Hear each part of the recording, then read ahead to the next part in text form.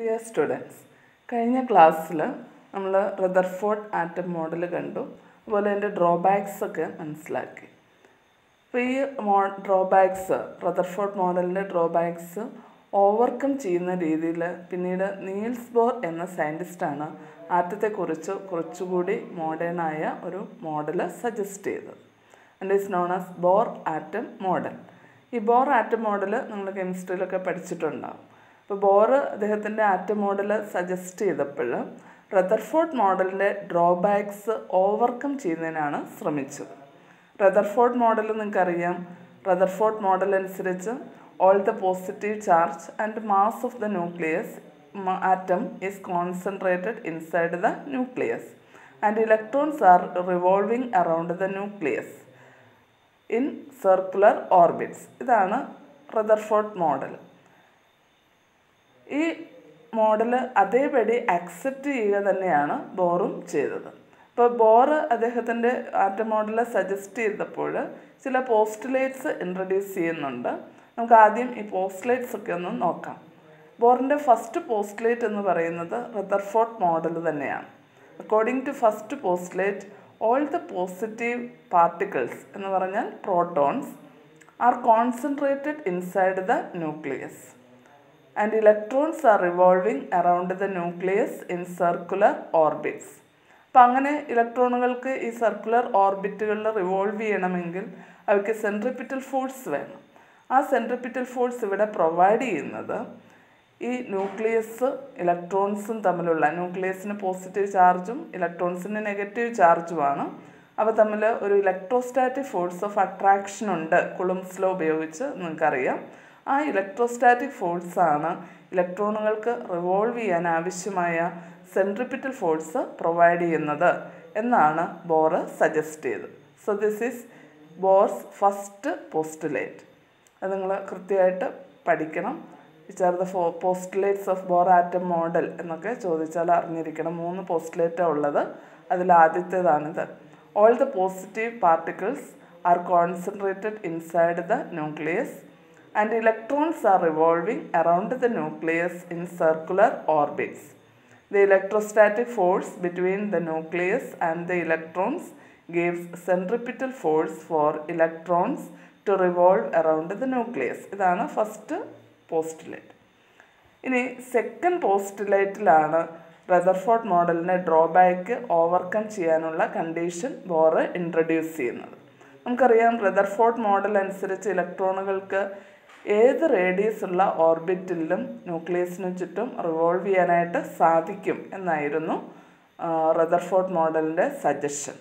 പക്ഷെ ബോർ പറഞ്ഞത് ഇലക്ട്രോൺസിന് അങ്ങനെ എല്ലാ ഓർബിറ്റുകളിലും റിവോൾവ് ചെയ്യാനായിട്ട് സാധിക്കുകയില്ല.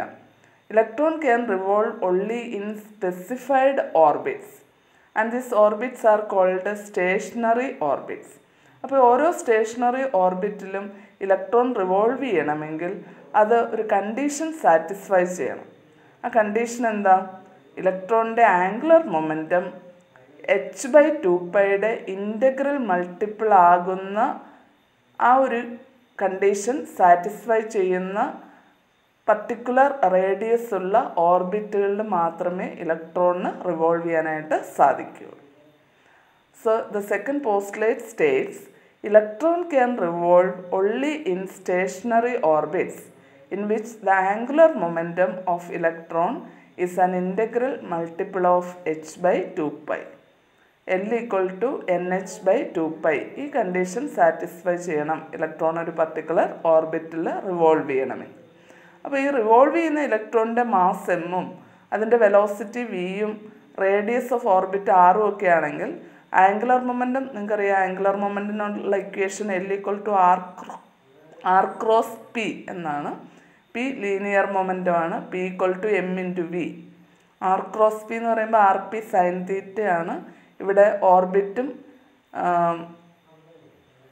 പൊസിഷൻ വെക്ടറും തമ്മിലുള്ള ആംഗിൾ 90 ഡിഗ്രി വരുന്നതുകൊണ്ട് എല്ലിന് പകരം നമുക്ക് r × p എന്ന് എഴുതാം. പിക്ക് പകരം mv കൊടുക്കാം. So the equation for angular momentum becomes m × v × r. ഈ mvrൻ്റെ വാല്യൂ nh/2πക്ക് ഈക്വൽ ആകുന്ന റേഡിയസ് ഉള്ള ഓർബിറ്റിൽ മാത്രമേ ആ ഒരു പർട്ടിക്കുലർ ഇലക്ട്രോണിന് റിവോൾവ് ചെയ്യാനായിട്ട് സാധിക്കുകയുള്ളൂ. v വെലോസിറ്റിയോടെ r റേഡിയസ് ഉള്ള ഓർബിറ്റിൽ ഇലക്ട്രോൺ റിവോൾവ് ചെയ്യണമെങ്കിൽ അത് ഈ കണ്ടീഷൻ സാറ്റിസ്ഫൈ ചെയ്യുന്ന തരത്തിലുള്ളതായിരിക്കണം. ഇപ്പോൾ ഈ എന്നിൻ്റെ വാല്യൂ നമുക്ക് 1 2 3 4 എന്തും ആകാം. n1 ആകുമ്പോൾ ഇതിനെ നമ്മൾ ഫസ്റ്റ് ഓർബിറ്റ് എന്ന് വിളിക്കും, n2 ആകുമ്പോൾ സെക്കൻഡ് ഓർബിറ്റ് എന്ന് വിളിക്കും. അങ്ങനെ ഇനി അതുപോലെ റദർഫോർഡ് മോഡലിൻ്റെ മറ്റൊരു ഡ്രോബാക്ക് എന്ന് പറയുന്നത് ഓർബിറ്റ് ചെയ്യുന്ന ഇലക്ട്രോൺസ് റേഡിയേഷൻ എമിറ്റ് ചെയ്യുന്നു എന്നുള്ളതാണ്. അങ്ങനെ റേഡിയേഷൻ എമിറ്റ് ചെയ്യുമ്പോൾ അവയുടെ എനർജി കുറഞ്ഞു പോവുകയും അത് ലോവർ ഓർബിറ്റുകളിലേക്ക് വരികയും അങ്ങനെ അവ അവസാനം അൺസ്റ്റേബിൾ ആകാനുള്ള ന്യൂക്ലിയസിലേക്ക് വീണ് ആറ്റം അൺസ്റ്റേബിൾ ആകാനുള്ള സാധ്യതയൊക്കെ ഉണ്ട്. അതാണ് മറ്റൊരു ഡ്രോബാക്ക്. അപ്പോൾ ഈ ഡ്രോബാക്ക് ബോർ ഓവർകം ചെയ്യുന്നത് എങ്ങനെയാണ്? ബോർ സജസ്റ്റ് ചെയ്യുന്നത് orbiting electrons cannot emit radiation എന്നാണ്. പിന്നെ എപ്പോഴാണ് ഇലക്ട്രോൺ റേഡിയേഷൻ എമിറ്റ് ചെയ്യുക? Electron can emit or absorb radiation only when it jumps from one permitted orbit to another permitted orbit. അപ്പോൾ ഒരു ഓർബിറ്റിൽ നിന്ന് മറ്റൊരു ഓർബിറ്റിലേക്ക് ജമ്പ് ചെയ്യുന്ന സമയത്ത് മാത്രമേ ഇലക്ട്രോണിന് റേഡിയേഷൻ എമിറ്റ് ചെയ്യാൻ സാധിക്കുകയുള്ളൂ.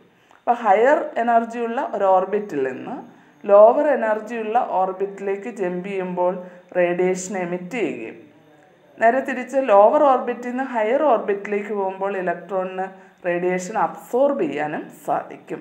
ഇതാണ് തേർഡ് പോസ്റ്റുലേറ്റ്. അപ്പോൾ according to third postulate electron can emit or absorb radiation only when it jumps from one orbit to another orbit. അപ്പോൾ അവിടെ ഈ എമിറ്റ് ചെയ്യുന്ന റേഡിയേഷനെ ഫോട്ടോണുകളുടെ രൂപത്തിലാണ് എമിറ്റ് ചെയ്യുന്നത്.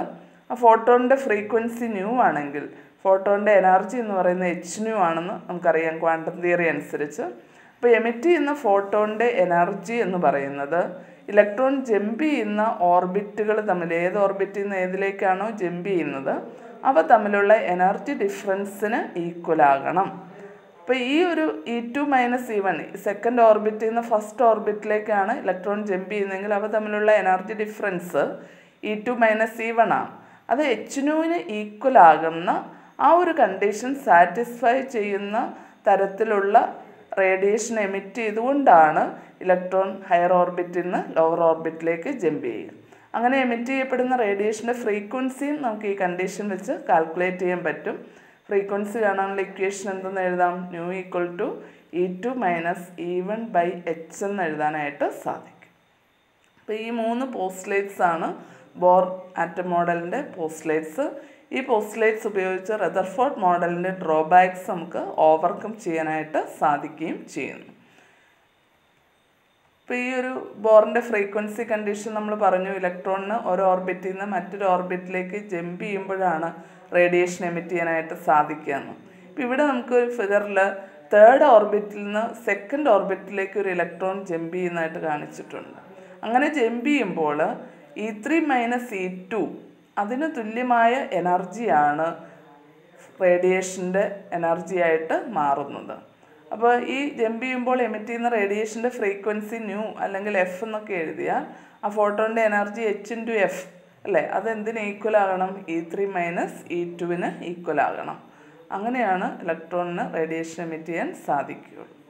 Electron can absorb or emit radiation when it jumps from one orbit to another such that E2 - E1 equal to hν or nu equal to E2 - E1/h.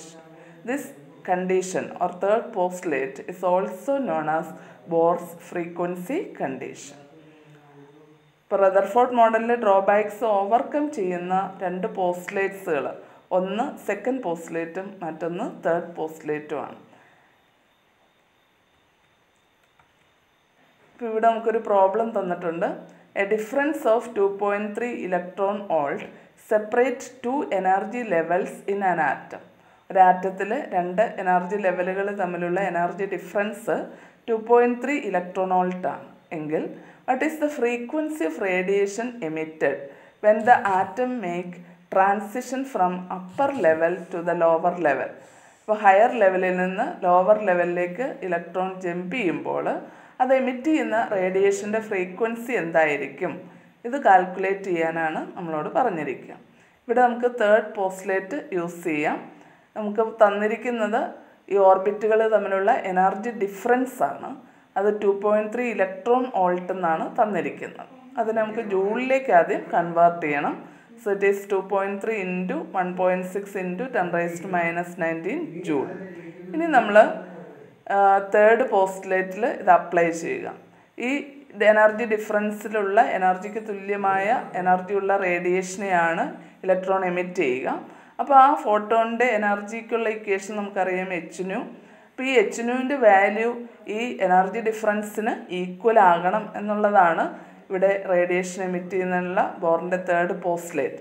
So we can calculate nu equal to E/h, where E is the energy difference between the two orbits. അതാണ് നമുക്ക് തന്നിരിക്കുന്നത്. അതുകൊണ്ട് നമുക്ക് ഇതിങ്ങനെ എഴുതാൻ സാധിക്കും. ഇനി എനർജിക്ക് പകരം വാല്യൂ കൊടുക്കുക, ബൈ പ്ലാങ്ക്സ് കോൺസ്റ്റൻറ്റ് കൊണ്ട് ഡിവൈഡ് ചെയ്യുക. Then will get the answer as 5.6 into 10⁻14 hertz. ഇപ്പോൾ ഇവിടെ നമ്മൾ കാൽക്കുലേറ്റ് ചെയ്യുമ്പോൾ ഡിനോമിനേറ്റർ ബ്രാക്കറ്റ് ഇട്ട് കൊടുക്കാനായിട്ട് ശ്രദ്ധിക്കണം.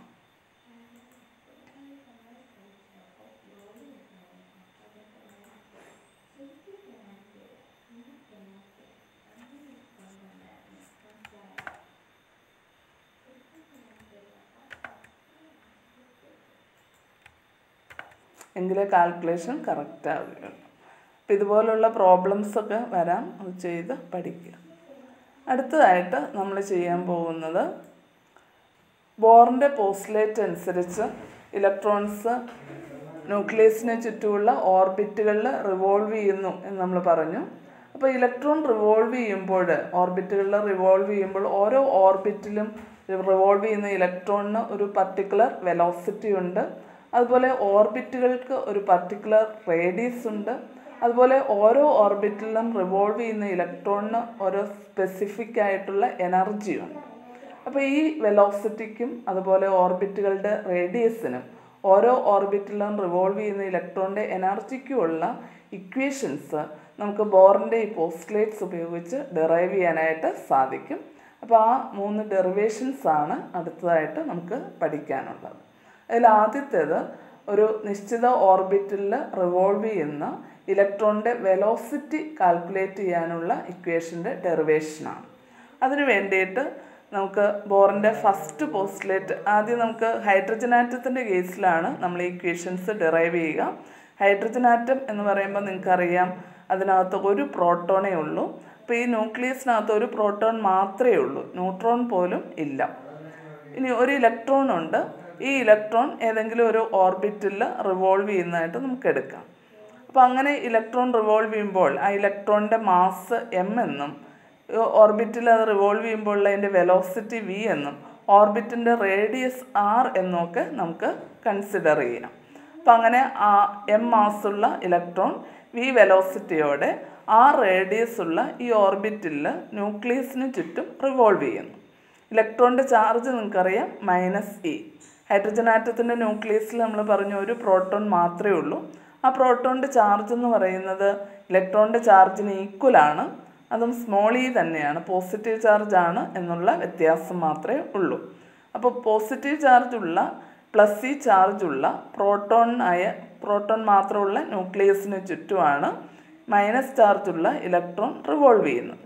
നമുക്കറിയാം ബോറിൻ്റെ ഫസ്റ്റ് പോസ്റ്റുലേറ്റ് അനുസരിച്ച് ഇലക്ട്രോൺ റിവോൾവ് ചെയ്യുമ്പോൾ അതിന് സെൻട്രിപിറ്റൽ ഫോഴ്സ് വേണം. ആ സെൻട്രിപിറ്റൽ ഫോഴ്സ് ഇവിടെ പ്രൊവൈഡ് ചെയ്യുന്നത് ഇലക്ട്രോണും ഈ ന്യൂക്ലിയസും തമ്മിലുള്ള അട്രാക്റ്റീവ് ഫോഴ്സാണ്, ഇലക്ട്രോസ്റ്റാറ്റിക് ഫോഴ്സ് ഓഫ് അട്രാക്ഷനാണ്. അപ്പോൾ ഇലക്ട്രോസ്റ്റാറ്റിക് ഫോഴ്സ് ഓഫ് അട്രാക്ഷൻ കാണാനായിട്ട് നമ്മൾ കുളുംസ് ലോ ആണ് യൂസ് ചെയ്യുക. സെൻട്രിപിറ്റൽ ഫോഴ്സ് കാണാനുള്ള ഇക്വേഷൻ നിങ്ങൾക്കറിയാം mv²/r ആണ്. അപ്പോൾ സെൻട്രിപിറ്റൽ ഫോഴ്സ് പ്രൊവൈഡ് ചെയ്യുന്നത് ഇലക്ട്രോസ്റ്റാറ്റിക് ഫോഴ്സ് ആണ് എന്നാണ് ബോറിൻ്റെ ഫസ്റ്റ് പോസ്റ്റുലേറ്റ്. ഇവിടെ ഇലക്ട്രോണിന് വേണ്ട സെൻട്രിപിറ്റൽ ഫോഴ്സ് mv²/r ആണ്. And that is provided by the electrostatic force between electron and proton അല്ലേ. ഇപ്പോൾ ഇലക്ട്രോസ്റ്റാറ്റിക് ഫോഴ്സ് കുളുംസ് ലോ വെച്ച് കാണുമ്പോൾ 1/4πε0 Q1 Q2/r². അതിൽ Q1ന് പകരം നമുക്ക് പ്രോട്ടോണിൻ്റെ ചാർജ് e എന്ന് കൊടുക്കാം. അതുപോലെ Q2ന് പകരം ഇലക്ട്രോണിൻ്റെ ചാർജ് സ്മോൾ e എന്ന് കൊടുക്കാം. So Q1 into Q2 becomes e². And electrostatic force between proton and electron is 1 by 4 pi epsilon 0 E square by R square, and that is equal to the centripetal force required for the electron. So this is equation 1. ഈ equation 1ൻ്റെ ഡിനോമിനേറ്ററിൽ രണ്ട് സൈഡിലും R ഉണ്ട്, ഓരോന്ന് ഇത് cancel ചെയ്യാം. അപ്പോൾ ഇവിടുത്തെ R ക്യാൻസൽ ചെയ്ത് പോകും, ഇവിടെ ഒരു R ക്യാൻസൽ ചെയ്യും. ഇനി ഇവിടെ ഡിനോമിനേറ്ററിൽ ഒരു R ഉണ്ട്, ആ ആറിനെ നമുക്ക് ഇങ്ങോട്ട് ക്രോസ് മൾട്ടിപ്ലൈ ചെയ്യാം. Then the equation becomes mv square into R equal to 1 by 4 pi epsilon 0 E square. ഇത് ഇക്വേഷൻ 2 എന്ന് കൊടുക്കാം. അടുത്തതായിട്ട് നമുക്ക് ബോറിൻ്റെ സെക്കൻഡ് പോസ്റ്റുലേറ്റിലേക്ക് വരാം. എന്താ second postulate? According to second postulate angular momentum L equal to NH by 2 pi. ഇവിടെ angular momentum L എന്നുള്ളതിന് നമുക്ക് ഇലക്ട്രോണിൻ്റെ മാസിൻ്റെയും വെലോസിറ്റിയുടെ ഒക്കെ ടേംസിൽ എഴുതിയാൽ L equal to R into P. Pക്ക് പകരം mv കൊടുക്കാം. So L becomes equal to mvr. And according to second postulate, mvr is equal to nh by 2 pi. അപ്പോൾ ഈ ഒരു കണ്ടീഷൻ സാറ്റിസ്ഫൈ ചെയ്യുന്ന n വാല്യൂസിന് ഉള്ള ഓർബിറ്റുകളിൽ മാത്രമേ ഇലക്ട്രോണിന് റിവോൾവ് ചെയ്യാനായിട്ട് സാധിക്കുകയുള്ളൂ. ഇപ്പോൾ ഫസ്റ്റ് പോസ്റ്റുലേറ്റ് ഉപയോഗിച്ച് നമുക്ക് ഇക്വേഷൻ 1 കിട്ടി, അതിനെ നമ്മളിങ്ങനെ ഇക്വേഷൻ 2ൻ്റെ രൂപത്തിൽ ആക്കി. നമുക്ക് സെക്കൻഡ് പോസ്റ്റുലേറ്റ് അനുസരിച്ച് ഇക്വേഷൻ 3 കിട്ടി. ഇനി ഇക്വേഷൻ 2വിനെ ഇക്വേഷൻ 3 കൊണ്ടൊന്ന് ഡിവൈഡ് ചെയ്യുക. അപ്പോൾ എന്ത് കിട്ടും? ലെഫ്റ്റ് സൈഡുകൾ തമ്മിൽ ആദ്യം ചെയ്യാം. അപ്പോൾ എം വി സ്ക്വയർ ആറിനെ എം വി ആർ കൊണ്ട് ഡിവൈഡ് ചെയ്യുക. അപ്പോൾ ലെഫ്റ്റ് സൈഡ് എന്താവും? വി എന്ന് മാത്രമാവും. ദാറ്റ് ഈസ് ഈക്വൽ ടു ഇതിൻ്റെ right side 1 by 4 pi epsilon 0 E square by equation 3യുടെ right side NH by 2 pi. Right സൈഡുകൾ തമ്മിൽ ഡിവൈഡ് ചെയ്യുമ്പോൾ നമുക്ക് ഇങ്ങനെ കിട്ടും. So the equation for velocity becomes V equal to 1 by 4 pi epsilon 0 E square by NH by 2 pi. ഇനി ഇക്വേഷന് നമുക്ക് right സൈഡിൽ ന്യൂമറേറ്ററിലും ഡിനോമിനേറ്ററിലും ഒരു C കൊണ്ട് മൾട്ടിപ്ലൈ ചെയ്യാം. Where C is velocity of light. അപ്പം മേളിൽ C കൊണ്ട് മൾട്ടിപ്ലൈ ചെയ്യണം, താഴെ ഒരു C കൊണ്ട് മൾട്ടിപ്ലൈ ചെയ്യണം. Then the equation becomes V equal to, നമ്മൾ ആ മുകളിൽ മൾട്ടിപ്ലൈ ചെയ്യുന്ന C ആണിത്, ഡിനോമിനേറ്ററിൽ എന്നും കൂടി ഇങ്ങോട്ട് എടുക്കുന്നു. അപ്പോൾ C by n ഇൻറ്റു ബ്രാക്കറ്റിൽ ബാക്കിയുള്ളത് എഴുതാം 1 by 4 pi epsilon 0 E square by ഇവിടെ n പുറത്തെടുത്തായിരുന്നു h by 2 pi ഉണ്ട്, അതിൻ്റെ കൂടെ ഒരു C കൊണ്ടുകൂടി മൾട്ടിപ്ലൈ ചെയ്യണം. ഡിനോമിനേറ്ററിൽ മൾട്ടിപ്ലൈ ചെയ്യുന്ന C എച്ചിൻ്റെ കൂടെ ഇടുക. അപ്പോൾ HC by 2 pi എന്ന് കിട്ടും. ഇനി ഇങ്ങനെ എഴുതുന്നത്, ഈ C കൊണ്ട് മൾട്ടിപ്ലൈ ചെയ്യുന്നതും ഇങ്ങനെ ഒരു ഫോമിൽ എഴുതുന്നതും ഒക്കെ നമ്മളൊരു പർട്ടിക്കുലർ പർപ്പസ് വെച്ചാണ്. അപ്പോൾ ഇവിടെ ഈ ബ്രാക്കറ്റിനുള്ളിൽ ഇനി നമുക്കുള്ള വാല്യൂസ് 1 by 4 pi epsilon 0യുടെ വാല്യൂ നിങ്ങൾക്കറിയാം 9 × 10⁹. E എന്ന് പറയുന്നത് ചാർജ് ഓഫ് ഇലക്ട്രോൺ ആണ്, അതിൻ്റെ സ്ക്വയർ എടുക്കണം. By H Planck's constant, C velocity of light, പിന്നെ 2 pi, ഇതെല്ലാം കോൺസ്റ്റൻസ് ആണ്. അതിൻ്റെ എല്ലാം വാല്യൂസ് നമുക്കറിയാം. അതൊക്കെ സബ്സ്റ്റിറ്റ്യൂട്ട് ചെയ്യുമ്പോൾ ഈ ഒരു കോൺസ്റ്റൻറ്റിനെ നമുക്ക് ആൽഫ എന്ന് പേര് കൊടുക്കാം. ഇപ്പോൾ 1 by 4 pi epsilon 0 E square HC by 2 pi അത് ന്യൂമറേറ്ററിലാണ് വരുന്നത് കേട്ടോ, n മാത്രമേ ഡിനോമിനേറ്ററിലുള്ളൂ. അപ്പോൾ C ഇൻറ്റു ഈ 1 by 4 pi epsilon 0 E square by HC by 2 pi അതാണ്. അപ്പോൾ ബ്രാക്കറ്റിലുള്ളതിനെ നമ്മൾ ആൽഫ എന്ന് വിളിക്കുന്നു. V equal to C alpha by n എന്ന് എഴുതാനായിട്ട് സാധിക്കും. n equal to 1 2 3 etc. അപ്പോൾ ഫസ്റ്റ് ഓർബിറ്റ് ആണെങ്കിൽ എന്നിൻ്റെ വാല്യൂ 1 ആണ്. ആ ഫസ്റ്റ് ഓർബിറ്റിൽ ഇലക്ട്രോണിൻ്റെ വെലോസിറ്റി കിട്ടാൻ നമുക്ക് n 1 കൊടുത്താൽ V equal to C alpha എന്ന് കിട്ടും. ഇവിടെ ആൽഫ ഒരു കോൺസ്റ്റൻ്റ് ആണെന്ന് ഞാൻ പറഞ്ഞു, അത് നമുക്ക് കാൽക്കുലേറ്റ് ചെയ്യാൻ പറ്റും. ആൽഫയുടെ വാല്യൂ 1 by 137 എന്നാണ് കാൽക്കുലേറ്റ് ചെയ്യുമ്പോൾ കിട്ടുന്നത്. And alpha is called fine structure constant of hydrogen atom. അപ്പോൾ ഈ ആൽഫയുടെ വാല്യൂ കൊടുത്ത് എന്നിൻ്റെ വാല്യൂ 1 എന്നും കൊടുത്താൽ ഫസ്റ്റ് ഓർബിറ്റിലെ ഇലക്ട്രോണിൻ്റെ velocity V equal to C alpha എന്ന് വരും. ആൽഫയ്ക്ക് വരും 1 by 137 കൊടുക്കുക. then we'll get V equal to C by 137. Velocity of ലൈറ്റിനെ 137 കൊണ്ട് ഡിവൈഡ് ചെയ്യുമ്പോൾ കിട്ടുന്ന അത്രയും വെലോസിറ്റിയോടെയാണ് ഫസ്റ്റ് ഓർബിറ്റിൽ ഇലക്ട്രോൺ റിവോൾവ് ചെയ്യുന്നത് എന്ന് കാണാൻ സാധിക്കും. ഇനി സെക്കൻഡ് ഓർബിറ്റിലെ വെലോസിറ്റി കണ്ടെങ്കിൽ എൻ്റെ വാല്യൂ 2 എന്ന് കൊടുക്കുക. So it is C alpha by 2 or C by 2 × 137 എന്ന് വരും. തേർഡ് ഓർബിറ്റിൽ C alpha by 3. ഇങ്ങനെ ഓരോ ഓർബിറ്റിലും ഇലക്ട്രോണിന് ഓരോ നിശ്ചിത വെലോസിറ്റി ഉണ്ട്.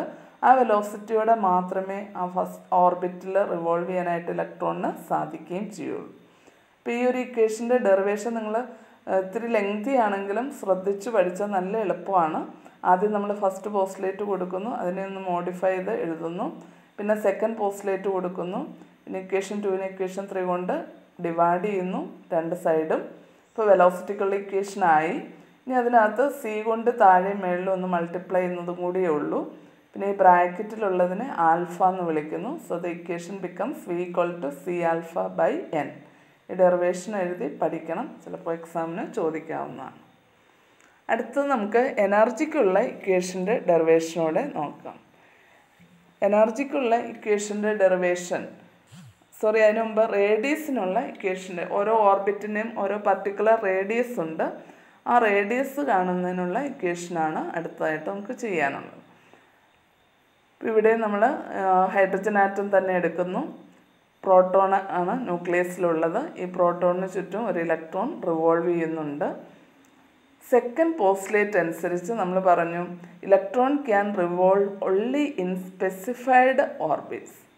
അവ സാറ്റിസ്ഫൈ ചെയ്യേണ്ട കണ്ടീഷൻ എന്താണ്? The angular momentum should be an integral multiple of h/2π. ഈ കണ്ടീഷൻ സാറ്റിസ്ഫൈ ചെയ്യുന്ന ഇലക്ട്രോണുകൾക്ക് മാത്രമേ ആ ഒരു പർട്ടിക്കുലർ ഓർബിറ്റിൽ റിവോൾവ് ചെയ്യാനായിട്ട് സാധിക്കൂ. അപ്പോൾ ഈ ആംഗുലർ മൊമെൻറ്റത്തിന് പകരം നമുക്ക് MVR എന്ന് കൊടുക്കാം. അപ്പോൾ MVR = NH/2π.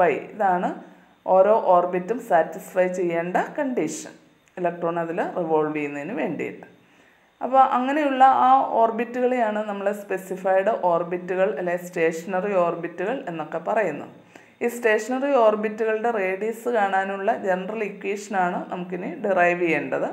അപ്പോൾ ഈ സെക്കൻഡ് പോസ്റ്റുലേറ്റിൻ്റെ ഇക്വേഷനിൽ നിന്ന് റേഡിയസ് ഓഫ് ദ ഓർബിറ്റ് കാണാൻ R = ഈ ലെഫ്റ്റ് സൈഡിൽ R മാത്രം നിർത്തി MV റൈറ്റ് സൈഡിലേക്ക് കൊണ്ടുപോയി ഡിവൈഡ് ചെയ്യുക. So will get R = NH/2π/mv, where V is velocity of electron. ഈ വിക്ക് പകരം നമ്മൾ വെലോസിറ്റിയുടെ ഇക്വേഷൻ ഇത്തിരി മുമ്പ് പഠിച്ചു. വെലോസിറ്റിക്കുള്ള ഇക്വേഷൻ C∝/n എന്നാണ്. ആ വാല്യൂ അല്ലെങ്കിൽ ആ ഇക്വേഷൻ ഈ റേഡിയസിനുള്ള ഇക്വേഷനകത്ത് നമുക്ക് സബ്സ്റ്റിറ്റ്യൂട്ട് ചെയ്യാം. So will get the equation for radius as R = ഇവിടെ NH/2π/m, പിന്നെ വിയുടെ സ്ഥാനത്ത് C∝/n എന്ന് കൊടുക്കണം. അപ്പോൾ ആ n ന്യൂമറേറ്ററിലേക്ക് വരും, 2n വരും, 2n കൂടെ മൾട്ടിപ്ലൈ ചെയ്യുമ്പോൾ n² എന്നാവും. അപ്പോൾ ഇക്വേഷൻ എന്തായി? R = n² × h/2π/mc∝ എന്ന് വരും. വിക്ക് പകരം C∝/n കൊടുക്കുമ്പോൾ. അപ്പോൾ ഇതാണ് റേഡിയസിനുള്ള ജനറൽ ഇക്വേഷൻ. ഈ ഇക്വേഷൻ നിങ്ങളൊന്ന് കാണാണ്ട് പഠിക്കണം, പിന്നീട് നമുക്കിത് ആവശ്യം വരും. ഇനി ഈ h/2π അതുപോലെ mc∝ ഈ വാല്യൂസ് എല്ലാം കോൺസ്റ്റൻസ് ആണ്. അപ്പോൾ ഹൈഡ്രജൻ ആറ്റത്തിൻ്റെ കേസിൽ ആ വാല്യൂസൊക്കെ നമുക്ക് സബ്സ്റ്റിറ്റ്യൂട്ട് ചെയ്ത് ഈ കോൺസ്റ്റൻ്റ് ആയിട്ടുള്ള ടേമിൻ്റെ വാല്യൂ കാൽക്കുലേറ്റ് ചെയ്യാൻ പറ്റും. അപ്പോൾ ഈ റേഡിയസിനുള്ള ഇക്വേഷൻ ഇങ്ങനെയാവും. R = ഈ കോൺസ്റ്റൻസ് എല്ലാം കൂടി കാൽക്കുലേറ്റ് ചെയ്യുമ്പോൾ നമുക്ക് കിട്ടുക 5.29 × 10⁻11 എന്നാണ്, ഇൻറ്റു n² കൊടുക്കുക. So this is the simple equation for radius of orbits, that is 5.29 × 10⁻11 n² meter എന്നാണ് വരിക. ഇനി 10⁻11 നമുക്ക് 10⁻1 × 10⁻10 എഴുതാം. അതിൽ 10⁻1 എന്നുള്ളത് കൊണ്ട് മൾട്ടിപ്ലൈ ചെയ്യുമ്പോൾ ഇത് 0.529 എന്നാവും. 10⁻10 നമുക്ക് ആങ്സ്ട്രം എന്ന് എഴുതാം. അന്നേരം R = 0.529 n² ആങ്സ്ട്രം യൂണിറ്റ് എന്ന് കിട്ടും റേഡിയസിനുള്ള ഇക്വേഷൻ. ഇപ്പോൾ ഇലക്ട്രോണിൻ്റെ റേഡിയസ് എന്ന് പറയുന്നത് വളരെ ചെറിയ റേഡിയസ് ഉള്ള ഓർബിറ്റുകളാണ്. ആങ്സ്ട്രം യൂണിറ്റാണ് അവയുടെ റേഡിയസിൻ്റെ വാല്യൂ വരിക എന്നൊക്കെ ഓർക്കാം. അപ്പോൾ ഈ ഇക്വേഷൻ നമുക്ക് പലപ്പോഴും യൂസ് ചെയ്യാൻ പറ്റും. ഇതാണ് ഫൈനലായിട്ട് ഹൈഡ്രജൻ ആറ്റത്തിൻ്റെ റേഡിയസിനുള്ള ഇക്വേഷൻ. ഇതിൽ എന്നിൻ്റെ വാല്യൂ 1 കൊടുത്താൽ ഫസ്റ്റ് ഓർബിറ്റിൻ്റെ റേഡിയസ് ആയി, ദാറ്റ് ഈസ് 0.529 ആങ്സ്ട്രം. എന്നിൻ്റെ വാല്യൂ 2 കൊടുത്താൽ നമുക്ക് സെക്കൻഡ് ഓർബിറ്റിൻ്റെ റേഡിയസ് കിട്ടും. 2ൻ്റെ സ്ക്വയർ 4 4 × 0.529 ആങ്സ്ട്രോം ആണ് സെക്കൻഡ് ഓർബിറ്റിൻ്റെ റേഡിയസ്. അതുപോലെ തേർഡ് ഓർബിറ്റിൻ്റെ റേഡിയസ് കിട്ടണമെങ്കിൽ എന്നിൻ്റെ വാല്യൂ 3 എന്ന് കൊടുത്താൽ മതി. 3യുടെ സ്ക്വയർ 9 9 × 0.529 ആങ്സ്ട്രോം. ഇതാണ് തേർഡ് ഓർബിറ്റിൻ്റെ radius. And we can see that radius of the orbit is directly proportional to n square. അപ്പോൾ n സ്ക്വയറിന് പ്രൊപ്പോർഷനേറ്റ് ആയിട്ട് ഓർബിറ്റുകളുടെ റേഡിയസ് കൂടി വരും. ഹയർ ഓർബിറ്റുകളിലേക്ക് പോകുന്തോറും റേഡിയസ് n സ്ക്വയറിന് പ്രൊപ്പോർഷനേറ്റ് ആയിട്ട് കൂടുന്നതായിട്ട് കാണാൻ സാധിക്കും. ഇപ്പോൾ ഇതാണ് നമുക്ക് എളുപ്പമുള്ള ഇക്വേഷൻ. ഹൈഡ്രജൻ ആറ്റത്തിൻ്റെ റേഡിയസ് കാണാൻ, ഓരോ ഓർബിറ്റിൻ്റെയും റേഡിയസ് ഒക്കെ കാണാൻ സാധിക്കുന്ന ഇക്വേഷൻ. പക്ഷേ ഈ ജനറൽ ഇക്വേഷനും കൂടി നിങ്ങൾ ഓർത്തിരിക്കണം. അടുത്ത ഡെറിവേഷനിലൊക്കെ നമുക്കത് ആവശ്യം വരും. ഇത് കാണാതെ പഠിച്ചു വയ്ക്കുക.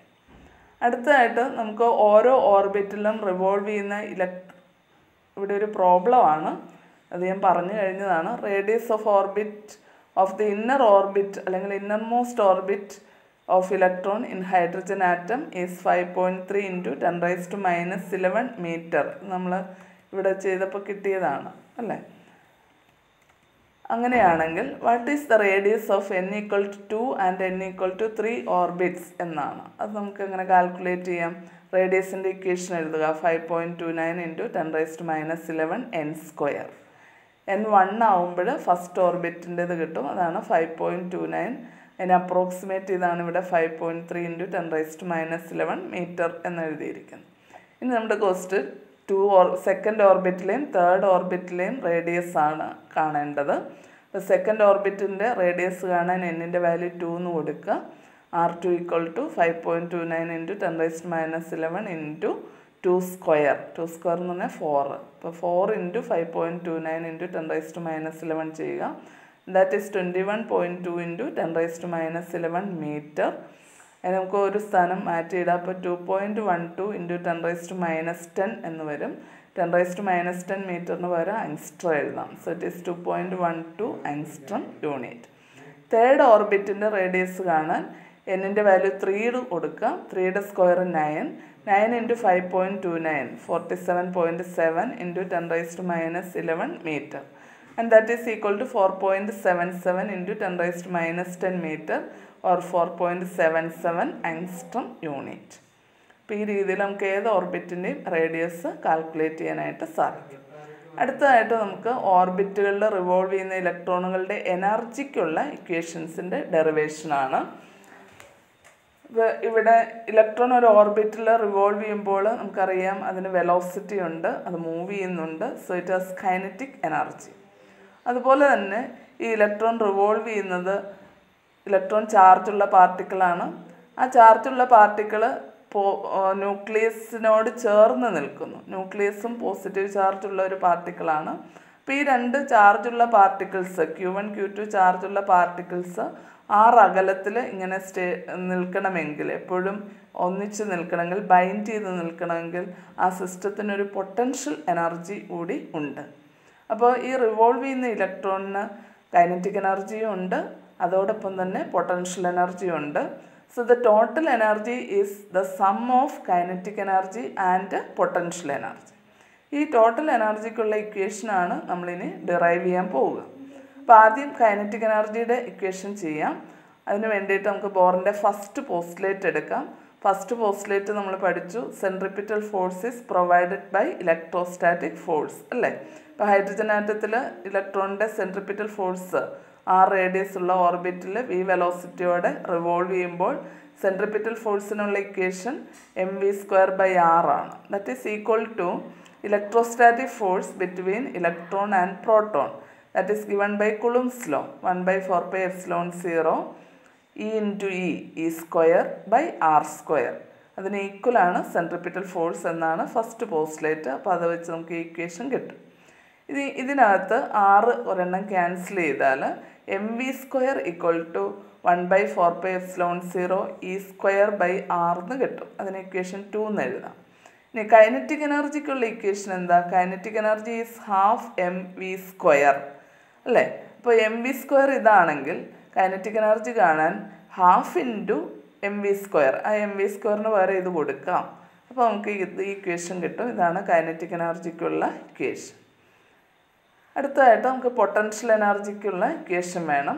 അപ്പോൾ നമ്മൾ പറഞ്ഞു Q1 Q2 ചാർജുള്ള രണ്ട് പാർട്ടിക്കിൾസ് r അകലത്തിൽ ഫിക്സഡ് ആയിട്ടുള്ള അകലത്തിലിരിക്കുമ്പോൾ ആ സിസ്റ്റത്തിനൊരു പൊട്ടൻഷ്യൽ എനർജി ഉണ്ട്. ഈ പൊട്ടൻഷ്യൽ എനർജിക്കുള്ള ഇക്വേഷൻ നമ്മൾ ഫസ്റ്റ് ചാപ്റ്ററിൽ പഠിക്കുന്നുണ്ട്. 1/4πε0 Q1 Q2/r എന്നാണ്.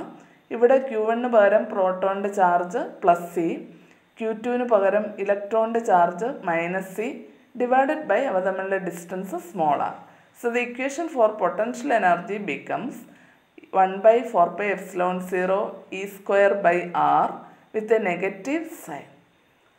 And we can see that this value is 2 times the value of kinetic energy. Kinetic energy magnitude half 1/4πε0 E²/r ആണ്. ഇവിടെ അത് 1/4πε0 E²/r ആണ്. അപ്പോൾ കൈനറ്റിക് എനർജിയുടെ ഇരട്ടിയാണ് പൊട്ടൻഷ്യൽ എനർജിയുടെ വാല്യൂ. പക്ഷേ പൊട്ടൻഷ്യൽ എനർജി നെഗറ്റീവ് കൂടിയാണ്. So we can write potential energy is -2 into kinetic energy.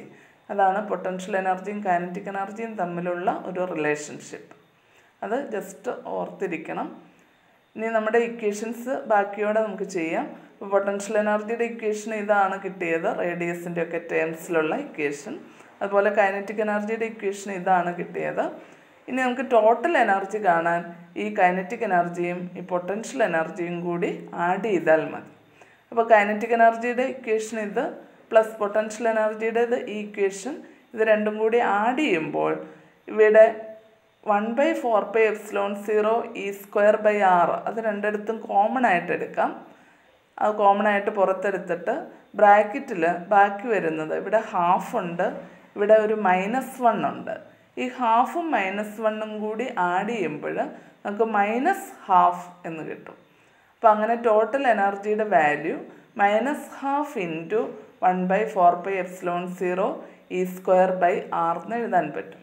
And we can see that the total energy is equal and opposite to kinetic energy. So total energy is equal to negative value of kinetic energy എന്നാണ് കിട്ടുക. അപ്പോൾ potential എനർജിക്കും total എനർജിക്കും kinetic എനർജിയുടെ ടേംസിലുള്ള ഈ equations നിങ്ങൾ മനസ്സിൽ ഓർത്തിരിക്കുക കേട്ടോ. ഇനി നമ്മൾ വീണ്ടും ടോട്ടൽ എനർജിയുടെ ശരിക്കുള്ള ഇക്വേഷൻ ഇതാണ് അല്ലേ, -½ 1/4πε0 E²/r എന്നാണ്. അതിൽ ഈ ആറിന് പകരം നമ്മൾ ഇതിനു മുമ്പ് ഞാൻ റേഡിയസിനുള്ള ഇക്വേഷൻ ഡെറൈവ് ചെയ്തപ്പോൾ പറഞ്ഞായിരുന്നു. റേഡിയസിനുള്ള ഇക്വേഷൻ ജനറൽ ഇക്വേഷൻ കാണാതെ പഠിച്ചു വെക്കണം, ഇനി ആവശ്യം വരും. ആ റേഡിയസിനുള്ള ഇക്വേഷൻ എന്തായിരുന്നു? റേഡിയസ് r = എന്തായിരുന്നു ഇക്വേഷൻ? r = nh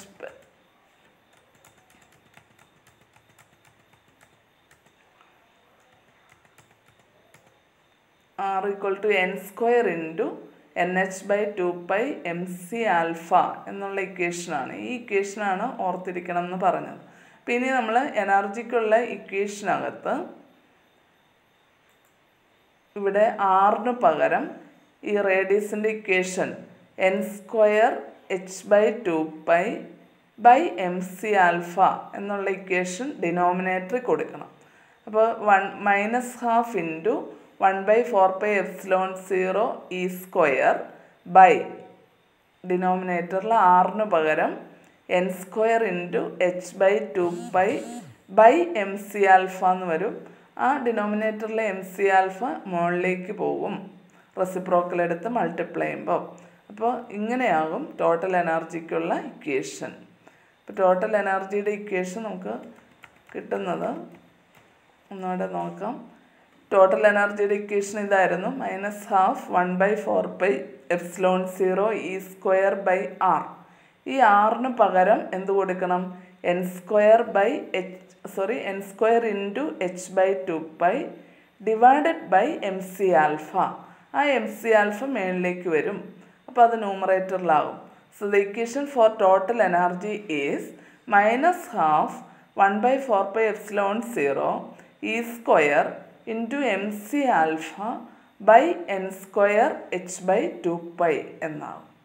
ഇത് നിങ്ങൾ ബുക്കിൽ എഴുതുമ്പം ഈ ആറിൻ്റെ വാല്യൂ ബ്രാക്കറ്റിൽ എഴുതി വെച്ചിട്ട് അത് സബ്സ്റ്റിറ്റ്യൂട്ട് ചെയ്ത് നോക്കുക. ഇനി ഈ ഇക്വേഷൻ നമുക്കൊരു ചെറിയ മോഡിഫിക്കേഷനോടെ വരുത്തുന്നുണ്ട്. ഇക്വേഷൻ്റെ ഡിനോമിനേറ്ററും ന്യൂമറേറ്ററും സി കൊണ്ടൊന്ന് മൾട്ടിപ്ലൈ ചെയ്യണം. അപ്പോൾ ഇവിടെ സി കൊണ്ട് ന്യൂമറേറ്ററിനെ ചെയ്യുമ്പോൾ സി ഇൻറ്റു സി സ്ക്വയർ എന്ന് വരും. താഴെ ഒരു സി കൊണ്ട് മൾട്ടിപ്ലൈ ചെയ്യുന്ന നമ്മൾ എച്ചിൻ്റെ കൂടെ ഇടുന്നു. So the equation becomes -12 1/4 epsilon 0 e square into mc square alpha by n square hc by 2pi. ഇനി വീണ്ടും ഇതിനകത്ത് ഈ 1/4 epsilon 0 e square by hc by 2pi എന്നുള്ളതിന് പകരം നമുക്കൊരു ആൽഫ സബ്സ്റ്റിറ്റ്യൂട്ട് ചെയ്യാൻ പറ്റും. ഫസ്റ്റ് ഡെറിവേഷനകത്ത് ആൽഫ എന്ന് നമ്മൾ കൊടുത്തത് 1/4 epsilon 0 e square by hc by 2pi എന്നുള്ള ടേമിനാണ്. അപ്പോൾ ഇതിനകത്ത് ഈ 1/4 epsilon 0 e square by hc by 2piക്ക് പകരമാണ് ആൽഫ കൊടുക്കുക. അപ്പോൾ ആ ആൽഫയും ഈ ആൽഫയും കൂടെ മൾട്ടിപ്ലൈ ചെയ്യുമ്പോൾ ആൽഫ സ്ക്വയർ എന്നാകും. And the equation becomes -12 mc square alpha square by n square. And this is the final equation for total energy of electron in any orbit of hydrogen atom. ഇവിടെ നമുക്ക് m ഇലക്ട്രോണിൻ്റെ mass, C ലൈറ്റിൻ്റെ velocity, alpha fine structure constant, ഇതെല്ലാം constants ആണ്. ആ values substitute ചെയ്താൽ hydrogen ആറ്റത്തിൻ്റെ കേസിൽ എനർജിയുടെ equation -13.6 by n square electron volt എന്നെഴുതാൻ സാധിക്കും. അപ്പോൾ ഈ കോൺസ്റ്റൻസിൻ്റെ വാല്യൂ കാൽക്കുലേറ്റ് ചെയ്യുമ്പോൾ നമുക്ക് കിട്ടുന്നത് -13.6 ഇലക്ട്രോൺ വോൾട്ട് എന്നാണ്. അപ്പോൾ ടോട്ടൽ എനർജിക്കുള്ള equation -13.6 electron volt by n square എന്നെഴുതാൻ സാധിക്കും. അപ്പോൾ ഈ ഇക്വേഷൻ ഉപയോഗിച്ച് എന്നിൻ്റെ വാല്യൂ 1, 2, 3 എന്ന് കൊടുത്താൽ നമുക്ക് ഓരോ ഓർബിറ്റിലും ഉള്ള ഇലക്ട്രോണിൻ്റെ ടോട്ടൽ എനർജിയുടെ വാല്യൂ കിട്ടും. അപ്പോൾ എന്നിൻ്റെ വാല്യൂ 1 എന്ന് കൊടുത്താൽ ഫസ്റ്റ് ഓർബിറ്റിലെ എനർജി കിട്ടും. That is -13.6 electron volt. Second ഓർബിറ്റിലെ എനർജി കിട്ടണമെങ്കിൽ എന്നിൻ്റെ വാല്യൂ 2 എന്ന് കൊടുക്കുക. ഇപ്പോൾ 2ൻ്റെ സ്ക്വയർ 4, -13.6 by 4 ചെയ്യുമ്പോൾ -3.4 ഇലക്ട്രോൺ വോൾട്ട് എന്നാണ് കിട്ടുന്നത്. അതുപോലെ എന്നിൻ്റെ വാല്യൂ 3 എന്ന് കൊടുക്കുമ്പോൾ 3യുടെ സ്ക്വയർ 9 ആയതുകൊണ്ട് -13.6 by 9 ചെയ്യുക. So will get -1.51 electron volt etcetera. അപ്പോൾ ഫസ്റ്റ് ഓർബിറ്റിലാണ് എനർജി ഏറ്റവും കുറവ്, -13.6 ഇലക്ട്രോൺ വോൾട്ട് ആണ്.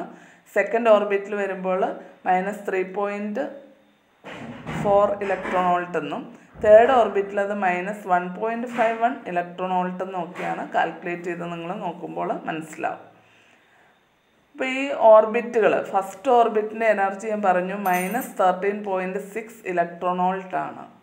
-13.6 ഇലക്ട്രോൺ വോൾട്ട് എനർജി. സെക്കൻഡ് ഓർബിറ്റിൽ അത് -3.4 ഇലക്ട്രോൺ വോൾട്ട് ആണ്. തേർഡ് ഓർബിറ്റിൽ -1.51 ആണ്. അങ്ങനെ ഹയർ ഓർബിറ്റിലേക്ക് പോകുന്തോറും എനർജി ലെവലുകൾ തമ്മിലുള്ള എനർജി ഡിഫറൻസ് കുറഞ്ഞു വരുന്നു. ഫസ്റ്റ് ഓർബിറ്റും സെക്കൻഡ് ഓർബിറ്റും തമ്മിലാണ് എനർജി ഗ്യാപ്പ് ഏറ്റവും കൂടുതൽ. സെക്കൻഡും തേർഡും തമ്മിൽ ഗ്യാപ്പ് 3.4ഉം 1.5ഉം തമ്മിലുള്ള ഗ്യാപ്പ് അതിന് ഫസ്റ്റും സെക്കൻഡും തമ്മിലുള്ള ഗ്യാപ്പിനെ അപേക്ഷിച്ച് വളരെ കുറവാണ്. അടുത്തതിലേക്ക് പോകുമ്പോൾ എനർജി ഗ്യാപ്പ് വീണ്ടും കുറയും, അടുത്തതായിട്ട് വീണ്ടും ഗ്യാപ്പ് കുറയും. അങ്ങനെ മേളിലേക്ക് പോകുന്തോറും ഓർബിറ്റുകൾ തമ്മിലുള്ള എനർജി ഗ്യാപ്പ് കുറഞ്ഞാണ് വരിക.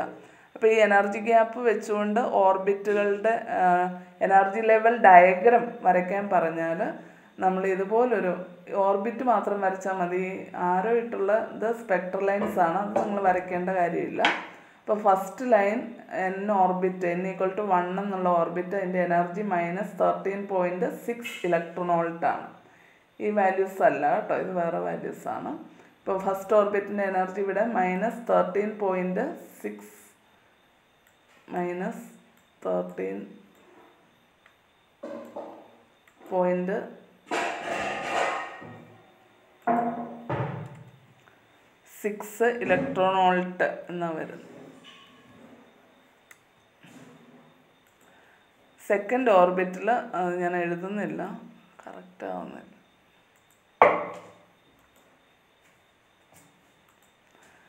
സെക്കൻഡ് ഓർബിറ്റിൻ്റെ എനർജി -3.4 ഇലക്ട്രോൺ വോൾട്ട്, തേർഡിൻ്റേത് -1.51 ഇലക്ട്രോൺ വോൾട്ട്. ഇങ്ങനെയാണ്. ഹയർ ഓർബിറ്റിലേക്ക് പോകുന്തോറും എനർജി കുറഞ്ഞു വരികയും എനർജിയുടെ വാല്യൂ കൂടിക്കൂടിയാണ് വരിക. പക്ഷെ നെഗറ്റീവ് ആയതുകൊണ്ടാണ് നമ്മൾ കൂടി വരുന്നു എന്ന് പറയുക. മാഗ്നിറ്റ്യൂഡ് കുറഞ്ഞു വരുന്നു. അതുപോലെ എനർജി ഡിഫറൻസും കുറഞ്ഞു വരുന്നു. ഇപ്പോൾ ഫസ്റ്റ് ഓർബിറ്റ് ഏറ്റവും താഴെ വരച്ചാൽ സെക്കൻഡ് ഓർബിറ്റ് കുറച്ചുകൂടെ ഉയരത്തിൽ വരയ്ക്കുക. ഈ ഗ്യാപ്പ് ഏറ്റവും കൂടുതൽ ഫസ്റ്റും സെക്കൻഡും തമ്മിലായിരിക്കണം. അടുത്ത സെക്കൻഡും തേർഡും തമ്മിലുള്ള ഗ്യാപ്പ് അതിനേക്കാൾ കുറവായിരിക്കണം, വളരെ കുറച്ച് വരയ്ക്കാം. തേർഡും ഫോർത്തും തമ്മിൽ, ഈ സെക്കൻഡും തേർഡും തമ്മിലുള്ളതിനേക്കാൾ ഗ്യാപ്പ് കുറവാണ് തേർഡും ഫോർത്തും തമ്മിൽ. അടുത്ത ഫോർത്തും ഫിഫ്ത്തും തമ്മിലുള്ള ഗ്യാപ്പ് ഇതിനേക്കാൾ കുറവായിരിക്കണം. അങ്ങനെ മുകളിലോട്ട് പോകുന്തോറും ഓർബിറ്റുകൾ അടുത്തടുത്ത് വരുന്ന രീതിയിൽ വേണം എനർജി ലെവൽ ഡയഗ്രാം വരയ്ക്കേണ്ടത്.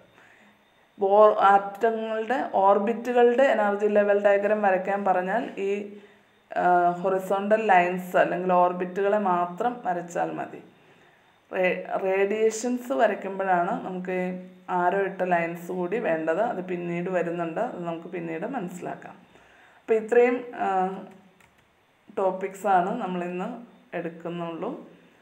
അടുത്ത ടോപ്പിക്കിൽ നമുക്ക് അടുത്ത ക്ലാസ്സിൽ അടുത്തായിട്ട് റെഡ്ബർഗ് ഇക്വേഷനും അതുപോലെ എമിഷൻ സ്പെക്ട്രും ഒക്കെ പഠിക്കാനുണ്ട് ഡീറ്റെയിൽഡായിട്ട്.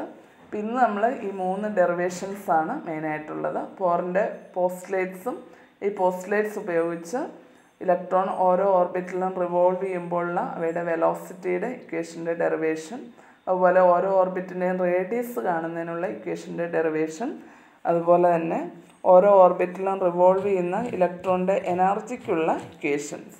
ഈ 3 ഡെറിവേഷൻസ് നിങ്ങൾ നല്ലതുപോലെ ഡെറൈവ് ചെയ്ത് എഴുതി പഠിക്കണം. അത് എക്സാമിന് വരാവുന്നതാണ്. So thank you.